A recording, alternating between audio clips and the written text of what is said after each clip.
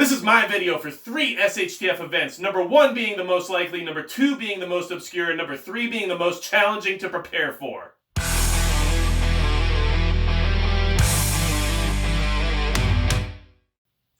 Hey everybody, it's Magic Prepper, and today's video is actually a video response to a challenge issued by Asymmetrical Preparedness. Now, he wanted to know the top 3 SHTF events that we all prepare for in order of number 1 being the one we most likely think will happen, number 2 being the most obscure thing that people still prepare for even though it probably will never happen, and number 3 being the most challenging item to prepare for. Now, I did get all geared up because I thought, he kind of got me inspired and motivated me, and I wanted this video response to sort of emulate what he was trying to put out there. So hopefully you're picking up what I'm putting down.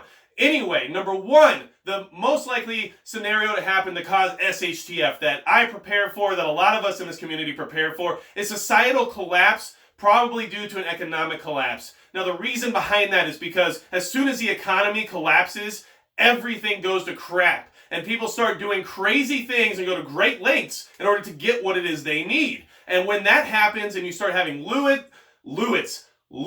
riots, people in the streets, marauders, people out roaming and trying to pillage and scavenge for everything that they need and put their different needs in front of everybody else's, it becomes very dangerous and chaos ensues very shortly. Now, economic collapse is definitely something that can happen and affect the entire world. It doesn't matter if it happens in America or if it happens in China or any of the major superpowers or some of the more advanced countries in the world, because once that happens, the infection of economic collapse will spread and cause a lot of problems for everybody, regardless of who it is that starts it. And once that happens, once you go to the bank and you can't get cash out, or once you go to the grocery store and you can't buy bread or milk or the things that your family needs, you become desperate, and that's when people hit the streets, and that's when they become dangerous. So, we want to make sure we're self-sustainable so that we can eat, we can drink, we can have everything we need in case that event occurs, but at the same time we want security, because security is extremely important during that event. The haves and the have-nots has always been an issue for our people and our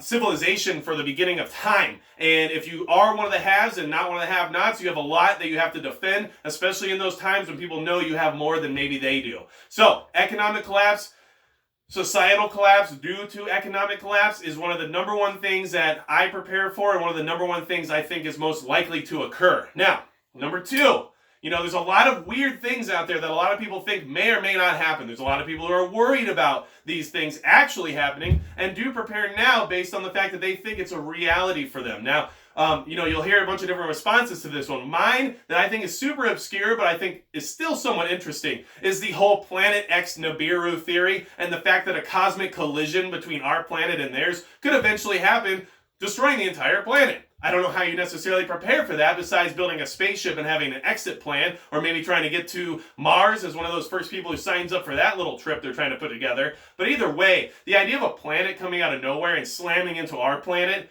will probably destroy all of us. But who knows? Maybe it won't. Maybe it'll only destroy half the planet. You'll have to survive the outcome of being pushed into a different orbit or sent further or closer to the sun or whatever that might result in. Now, if you think Planet X and Nibiru is real, I'm not here making fun of you. I'm just saying, for one of the things people tend to prepare for, it is one of the more obscure and more strange things that people believe is actually going to happen. And if you actually think it's going to happen, leave a comment in the box below and tell me about it so that way I can learn a little bit more for what it is you're preparing for. Now, number 3. Number 3 is the most challenging. What is so challenging and so hard to prepare for that we as people might not be ever ready for it? And to me, my thought on that is going to be a war, a worldwide war, a catastrophic outbreak of conflict that turns man against man and uses weapons of mass destruction to take us all down in one of the worst ways possible, which is in violence, okay? So, a war would be really, really difficult to prepare for. Now, of course, preparing for just about any emergency or natural disaster is going to have a lot of the same tones as preparing for a war. You're going to want food, you're going to want supplies, you're going to want ways to secure yourself, you're going to want lots of ammunition, lots of firearms, you're going to want to be able to defend your homestead, defend your country, defend your countrymen. But at the same time, you have to really make some tough decisions in that scenario. Where do you draw the line? If you watch movies like Red Dawn or anything like that, you have to kind of think about that concept of if they come in and start corralling your people, do you go all crazy and start, trying to defend them and taking them out? Or do you have to weigh out your options and wonder if becoming a prisoner of war is better for your family's survival chances than to go all out and try to, start a rebellion or some kind of a forced incursion into the enemy territory? Whatever that might be, it's really important to kind of think about that now. And that's why I think it'll be so difficult because, me as a father signing up for war and running to the front lines to try to defend my country leaves my family behind and leaves them to deal with all the repercussions of being on their own during a wartime scenario in this country. And I think that's very scary. And I don't think I could do that to them. But at the same time, I have a lot of loyalty to this country. So I wouldn't want to leave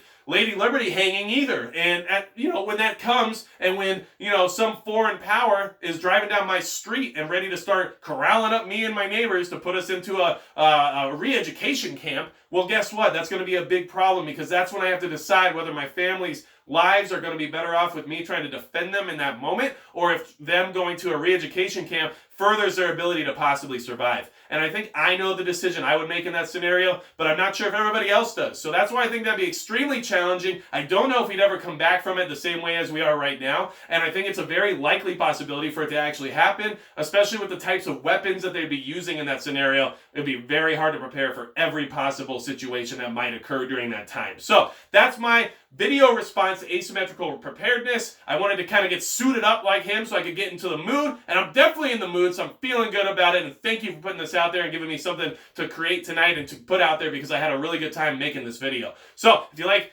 videos or content related to SHTF, prepping, or survivalism, please hit the comment and subscription box below. I want to hear what you have to say, and I want you to subscribe to the channel and help us out and keep growing so that we can put out more content and more videos and do more things like this and still interact with the rest of this awesome community, especially on YouTube. We have some really awesome preppers out there, and Asymmetrical Preparedness is one of them. So I'm going to put his channel up here on the video so you guys can go check it out. And at the same time, I think I've talked enough and I've gotten enough cotton mouth after this little rant of mine, so that's going to be it for Magic Prep.